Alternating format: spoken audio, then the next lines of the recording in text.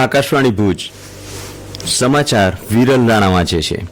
કેન્દ્રીય ગૃહ અને સહકાર મંત્રી અમિત શાહે કહ્યું, ગુજરાત આજે વૈશ્વિક અર્થતંત્રનું પ્રવેશદ્વાર બન્યું છે. ગુજરાતના અમદાવાદમાં ગુજરાત વેપાર મહામંડળ જીસીસીઆઈના વાર્ષિક ટ્રેડ એક્સપો ગેટ 2025નો ઓનલાઈન માધ્યમથી શુભારંભ કરાવતા શ્રી શાહે આ મુજબ જણાવ્યું હતું. તેમણે ઉમેર્યું, ટ્રેડથી ટેકનોલોજી, ઇન્ફોર્મેશન ટેકનોલોજી, આઈટીથી ઇન્ફ્રાસ્ટ્રક્ચર તેમજ સૂક્ષ્મ, લઘુ અને મધ્યમ ઉદ્યોગ એમએસએમઈથી સ્ટાર્ટઅપ સુધીના દરેક ઉદ્યોગને અનુરૂપ વાતાવરણ તથા જરૂરી સંસાધનોની ઉપલબ્ધતાના કારણે ગુજરાતે ઔદ્યોગિક વિકાસ નવી ઊંચાઈઓ પ્રાપ્ત કરી છે. દરમિયાન મુખ્યમંત્રી ભૂપેન્દ્ર પટેલે એક્સપોની મુલાકાત લઈ વેપાર પ્રદર્શન નિહાળ્યું હતું. તેમણે જણાવ્યું, રાજ્યમાં ઇઝ ઓફ ડુઇંગ બિઝનેસ સ્થાપવામાં જીસીસીઆઈનું મહત્વનું યોગદાન છે. કેન્દ્રીય આયુષ મંત્રી પ્રતાપરાવ જાદવે જણાવ્યું, તબીબી વિજ્ઞાનના વૈશ્વિક નકશા પર સ્થાન પામીને ગુજરાત ઇતિહાસ રચશે. ગાંધીનગરમાં 2 દિવસીય હોમિયોપેથિક કોન્ફરન્સના ઉદઘાટન પ્રસંગે શ્રી જાદવે જણાવ્યું કે રોગ મુક્ત ભારત અભિયાનમાં હોમિયોપેથી ઉપચારને સાથે રાખીને આવનારા સમયમાં કામગીરી કરવાની રહેશે.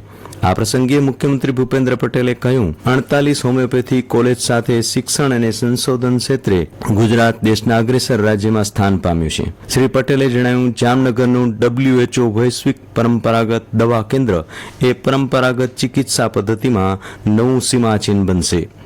દરમિયાન આરોગ્ય મંત્રી ઋષિકેશ પટેલે કહ્યું કે દેશમાં મહારાષ્ટ્ર બાદ સૌથી વધુ 48 હોમિયોપેથી કોલેજ ગુજરાતમાં છે. હાલમાં 4360 સ્નાતક અને 322 અનુસ્નાતકની બેઠક સાથે રાજ્યમાં હોમિયોપેથી શિક્ષણ માટેનું ઉત્તમ માળખું ઉપલબ્ધ છે. હાલમાં અંદાજે 15 લાખ જેટલા દર્દીઓ હોમિયોપેથી ચિકિત્સાનો લાભ લઈ રહ્યા છે, જે ગૌરવ સમાન છે. કચ્છી ભાષાના પ્રચાર પ્રસાર અને સંવર્ધન હેતુ કચ્છી સાહિત્ય કલા સંઘ દ્વારા યોજાતી કચ્છી ભાષાની જાણ સુજાણ પરીક્ષા ઓનલાઈન ઈ પરીક્ષા યોજવામાં આવે છે, જેમાં આ વર્ષે કુલ 2103 પરીક્ષાર્થીઓ જોડાયા હતા. આ પરીક્ષામાં કુલ 73 પરીક્ષાર્થી 100 ગુણ મેળવવામાં સફળ થયા હતા. ઉલ્લેખનીય છે કે છેલ્લા 25 વર્ષથી ચાલતી આ પરીક્ષા પ્રવૃત્તિ વિશે પદ્મશ્રી કારાયલજીએ જણાવ્યું હતું કે સંસ્થાની સ્થાપનાથી લઈને 2020 સુધી વીઆરટીઆઈ માંડવીના સહયોગથી 20 પ્રયોગમાં જાણ સુજાણ બંને પરીક્ષામાં 64,330 અને છેલ્લા 5 વર્ષથી ઈ પરીક્ષામાં 9,580 એમ કુલ 73,910 પરીક્ષાર્થી જોડાયા હતા. રાજ્યમાં ચાલી રહેલ હીટવેવમાં નાગરિકોને આગામી દિવસોમાં ગરમીથી થોડી રાહત થશે તેવી આગાહી હવામાન વિભાગે જાહેર કરી છે. પવનની દિશા પશ્ચિમથી ઉત્તર પશ્ચિમની થતાં અને વેસ્ટર્ન ડિસ્ટર્બન્સ પસાર થતાં તાપમાનમાં ઘટાડો થવાની શક્યતા છે. દરમિયાન ગઈકાલે કંડલામાં રાજ્યનું મહત્તમ તાપમાન 46 ડિગ્રી જ્યારે રાજકોટમાં 45 ડિગ્રી સેલ્સિયસ તાપમાન નોંધાયું હતું. જિલ્લા મથક ભુજનું તાપમાન 40.2 ડિગ્રી નોંધાતા શહેરીજનોને દિવસ દરમિયાન ગરમીનો સામનો કરવો પડ્યો હતો. નાગર જ્ઞાતિના ઇષ્ટદેવ હાટકેશ્વર મહાદેવના પાટોત્સવની આજે સમગ્ર રાજ્યની સાથે કચ્છમાં નાગર સમાજ દ્વારા શ્રદ્ધા અને ભક્તિભાવપૂર્વક ઉજવણી થઈ રહી છે. ભુજના પ્રાચીન હાટકેશ્વર મહાદેવના મંદિરે આજે સવારે સમૂહ યજ્ઞોપવિત લઘુ રુદ્ર મહાઆરતી સહિતના કાર્યક્રમો યોજાશે. શહેરમાંથી શોભાયાત્રા નીકળશે, જે શહેરમાં ફરી મંદિરે પરત ફરશે. દરમિયાન ગઈકાલે પાટોત્સવની પૂર્વ સંધ્યાએ સાંસ્કૃતિક કાર્યક્રમ યોજાયો હતો. ભુજ ઉપરાંત અંજાર, ગાંધીધામ, માંડવી, મુન્દ્રા વગેરે શહેરોમાં પૂજન અર્ચન, શોભાયાત્રા સહિતના કાર્યક્રમો યોજાશે. પશ્ચિમના સેવડે લખપતના હાટકેશ મંદિરમાં આજે એ નિમિત્તે દીપમાળા યોજાશે.